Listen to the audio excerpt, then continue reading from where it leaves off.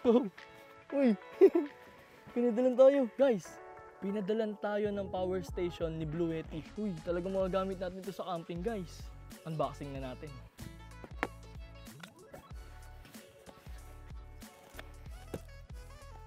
Uy, wow, amazing. Ito na guys, napaka-solid na ito. Ito yung napapanood ko, ano kaya to?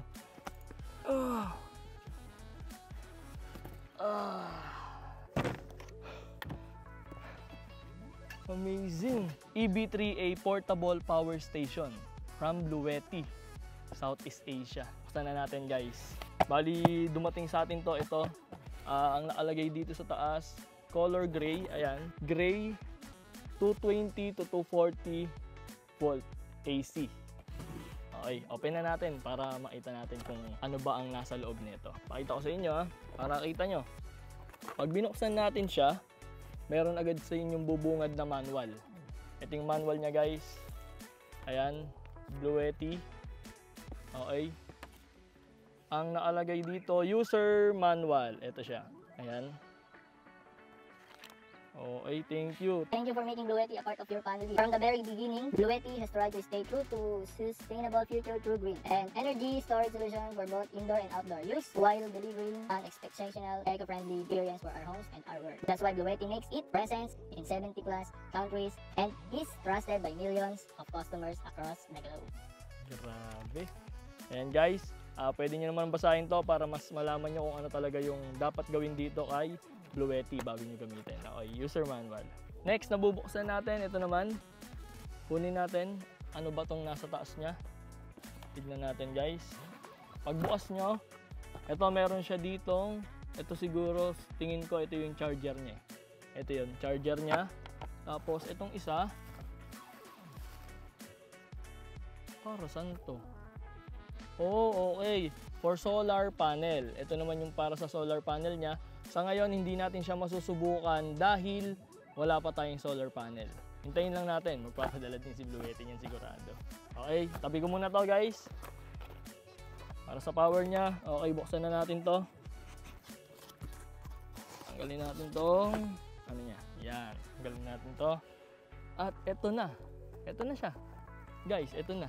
Ako muna titingin. Oh, napakaganda guys. Tignan nyo Pag binuksan nyo, ayan. Medyo mabigat din siya ng konti. Pero sakto lang, kaya ng ano nyo. Tanggalin natin yung plastic natin dito. Napakaganda. Hindi ko pa nakikita yung harap Kayo ang unang nakita ng harap nito. Ayan. Nakikita nyo yan. Meron siya ditong hawakan. Ito pa lang ano natin, yung hawakan niya. Tapos, meron tayong mamayang ipapakita sa inyo na talagang napaka-solid na nagustuhan ko dito sa mga review nito. Ito sa gilid niya, meron tayo ditong blower ba to guys? Hindi ko alam pero tingin ko blower to. Itong nasa gilid niya. Ayan napaka-comfy. Ayan, uy! Napakaganda. Ang ganda niya guys. Angas. Ito. Papakita ko sa inyo yung napakagandang ano nito. Ayan, kung makikita nyo, ito yung nasa harap niya. Wala tayong ibang babaguhin dito. Ayan na yan. Napakaganda, napakakinis. Color gray pa siya. Meron tayo ditong tatlong pindutan dito guys. Kahit saan ka pumindot dito sa tatlo, mag-o-open siya automatic yung itong ano niya. Tawag ba dito? Monitor? Ganon. Ayan, yung tatlong yan. Ito para sa light. Okay, ito na unahin natin yung light niya. Ito, pag pinindot natin to, ayan, nag-open, nakita nyo guys. Tapos pindutin pa natin ng isa. Bubukas yung light niya na ano lang, low. Tapos pindot pa tayo ng isa para sa high. Ayan yung high niya. At syempre, pindot pa tayo ng isa. Ayan. Para sa SOS niya. Diba? Ayun yung nagpaganda dyan guys Ito din yung napaka-solid na ano dahil hindi mo naman masabi kailangan mo ito minsan. Diba? Okay, patay na natin. Ito guys, meron tayo ditong DC output. 12 volts na cigarette port. Ayan, pwede natin ilagay dyan yung mga nakikita nyo sa sasakyan na sinasalpak natin doon na pwede ding may USB converter, ganon. Tapos meron tayo ditong 12 volt DC 10 amperes. Ito yung ginagamit sa, ayan, yung mga ganyang saksakan na kailangan gamitan yan. Tulad ng mga ref, ganun. Depende kung ano yung pwede natin gamitin dyan. At syempre, meron tayo ditong USB-A, 5 volts, DC, 3 amperes. Ito, yung mga charger natin, pwedeng ilagay dito. Yung mga USB type, ayan. Yung dalawang yan. Mamaya susubukan din natin yan. At dito naman sa kabila, meron tayong USB-C, 100 watts. Ayan, USB-C. Sa mga naka-iPhone, pwede yan. Tapos pwedeng Type-C to Type-C, pwede natin magamit yan. At dito naman sa baba guys, may makikita tayo ditong, tingin ko ito na yung sa ano niya sa power niya. Ito na yung sa power niya. Yung para ma-charge natin. Input 220 to 240 volts, AC, 4A, max. Ayan. Tapos meron ditong circuit protector 250 volts, AC, 10 amperes. Ayan. Circuit protector. At input MPPT 12 to 28 volts DC 8.5 amperes. Ito yung tingin ko ito yung sa solar Ito yung sa solar guys, yung nasa gilid na to. At dito naman sa output 220 volts to 240 volts AC 600 watts. Ayan. Dito na natin magagamit guys yung mga sinasaksak natin sa mga bahay natin na sa wall, di ba?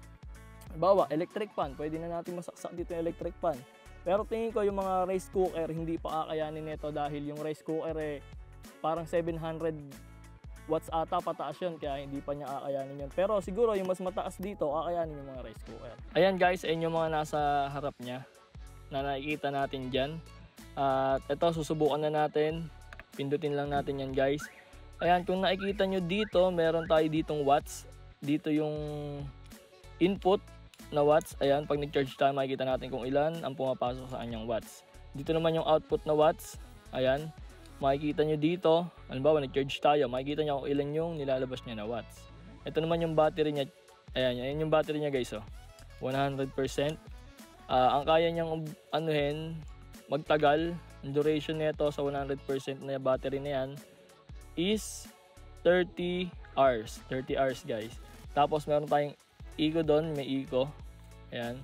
Tapos, ang nakikita ko dito, itong 60 Hz watts na to, napapalitan ng 50 Hz. Ayan. Do-double click lang daw natin to. Ayan. Nakikita nyo guys, nagbi-blink yung 60. Ito yung 50. Kung gusto nyo mag-50, pwede natin i-click to. Isa lang. Ito. Pindutin lang natin to. Ayan. Tapos, ayun. Nag-50 na. Ayan na. Siya na yung nagbi-blink. Ngayon, pag gusto nyo stable na siya dyan, double click nyo lang ulit. Nasa 50 na siya. Pero karaniwang ginagamit kasi ito sa ibang bansa. Kaya doon tayo sa 60. Ganun lang ulit. Ibalik natin. 60. Pindot lang natin kahit saan. Basta Ayan, pindot lang natin. Ayan lang ulit siya. Babalik dyan. Tapos double click lang ulit. Okay na. Ayan yung gagamitin natin. Subukan na natin to guys. Kung paano nga ba ito magagamit. Ayan. Ngayon guys, susubukan na natin yung mga input nito na pwede tayong mag-charge. Subukan na natin to. Umpisahan natin guys, syempre sa kadalasan natin ginagamit. Ito, GoPro battery. Subukan natin dito sa USB-A 5 volts DC 3A. Ayan. Subukan natin. Oops. Okay. Kaya hindi siya gumagana. Nagtataka ako bakit hindi siya gumagana. Kailangan pala natin pindutin tong DC. Kailangan umilaw to ng green. Ayan na guys, umilaw na siya ng green at lumabas na yung DC dito sa gilid. Ngayon, i-charge na natin tong GoPro battery. Okay guys, ayan, hindi nyo nakikita masyadong maliwanag kasi umiilaw na siya. Ito na, umiilaw na. Tapos, ayan, ang nilalabas niyang watts dito is 9 watts lang. Diba? Ayan, nakikita natin, 9 watts lang yung nilalabas niya. Tanggalin na natin to, try naman natin tong GoPro mismo. Tignan natin kung same lang siya. Pwede naman natin itong hugutin. Tapos, yan ulit. Ayun, nagcha-charge yung GoPro natin guys. Ayan, nakikita nyo may color red yung GoPro natin. At ang nilalabas niyang watts dito, pag si GoPro ang ginamit natin, 7 watts. 7 watts lang guys. Okay? Subok naman tayo ng iba. Diyan lang siya. Steady lang yan natin dyan. Ito, yung ilaw. Ilaw natin. Nakadalasan natin ginagamit sa pagka-amp. Okay? Tanggal na natin to at i-charge natin. Okay, umiilaw siya. Umiilaw guys. Positive. At tignan natin. Guys, pag mababang watts nga pala yung charge nyo, automatic mamamatay yung monitor natin para mas makakatipid tayo at hindi siya mabilis malobat talaga. Pindutin lang natin ulit para makita natin. Ito yung DC niya. Nagcha-charge siya. Pero, ang nilalabas niyang watts is 0. Kasi sobrang baba nito kaya hindi siguro siya naglalabas ng ganong kalakas na watts. Okay. Gutin natin to. Try tayo ng iba. Subok tayo ng iba guys. Marami pa tayo ditong pwedeng subukan eh. Ito guys, ito yung electric fan natin na susubukan dito. Ilang watts ba to? Ito, 10 watts. 10 watts tong electric fan natin, 10 watts. Nilalagyan pa nga ng tubig yan. Ayan, subukan natin. Saksak lang natin to sa likod. Tignan natin kung gagana. Ayan, gumagana siya, umiilaw. Pindutin lang natin to. 3. Ayan, lakas, mahangin. Totoo, gumagana. Tingnan natin kung tama yung watts na nilalabas niya dito. Kasi itong electric fan, 10 watts. Tapos dito, ang nilalabas niya, 4 watts lang. Talagang makakatipid ka dito. Magagamit mo to lalo sa pag brownout sa inyo, magagamit mo to sobra. Subukan naman natin guys, itong drone natin na ginagamit. Itong DJI Mini 3. Okay, subukan natin yung, ito muna, controller niya guys. Subukan natin tong controller. Ayan. Try lang natin kung gagana siya dito kasi full charge to eh. Subukan natin. Full charge to.